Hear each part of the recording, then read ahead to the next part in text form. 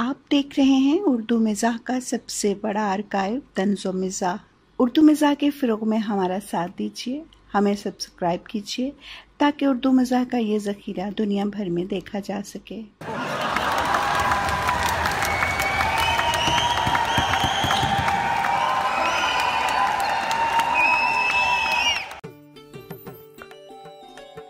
चौधरी, चाचा और पांडा,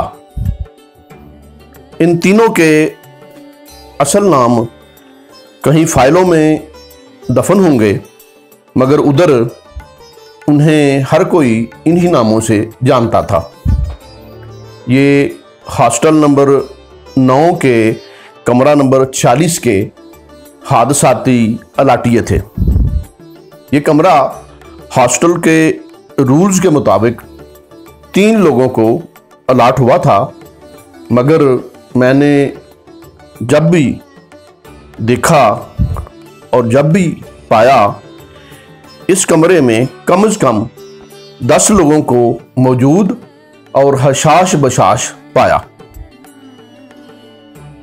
इस कमरे का दरवाज़ा तो था, मगर 24 घंटे खुला रहता था। म्यूज़िक, ताश और स्टडी, जी हाँ स्टडी, जिसका उर्दू तर्जमा मुतालिया है, एक साथ चल सकते हैं, इस कमरे के बासियों का फलसफा था। बल्कि हमारे एक नाबगाए रोजगार इस माहौल में सो भी सकते हैं, चौधरी साहब इजाफा फरमाते। कौन किसका मेहमान है ये पहचानना मुश्किल ही नहीं, नामुमकिन था। कमरे की चाबी किस किस के पास है खबर ना थी। हाँ, जब किसी की चाबी गुम जाती तो खबर होती कि इसके पास भी एक चाबी थी।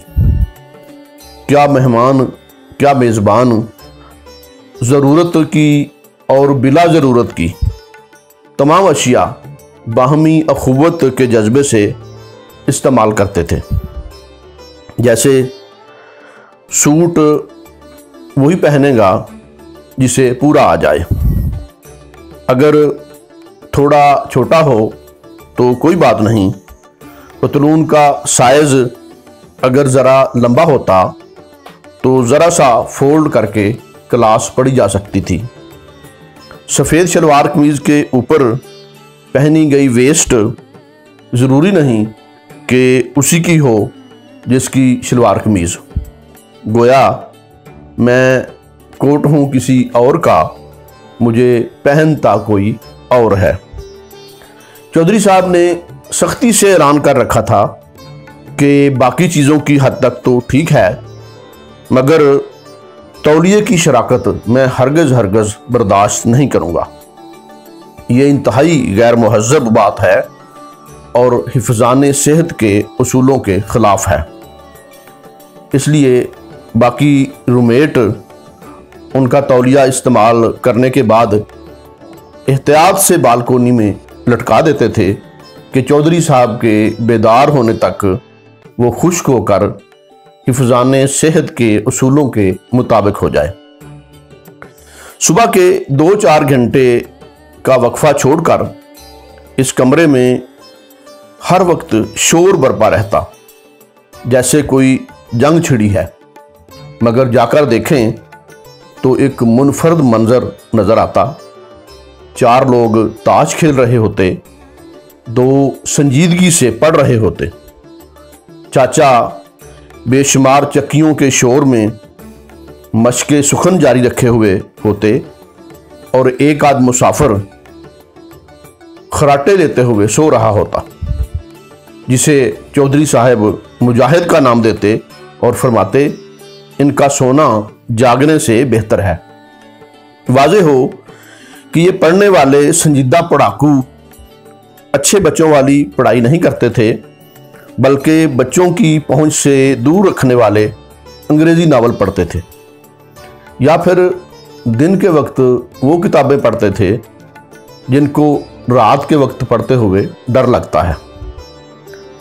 इन सब से अलग एक साहिब कोने में दीवार से टेक लगाए सिगरेट फूंक रहे होते और साथ ही साथ हर चारों काम करने वालों यानी ताश खेलने वालों को माहिराना मशवरे, ज़ेरे मुतालिया नावल पर पेशगी राय, चाचा की काफिया पेमाई में मदद और सोने वाले से मुसलसल छेड़छाड़ करके अपने होने का सबूत फराहम कर रहे होते।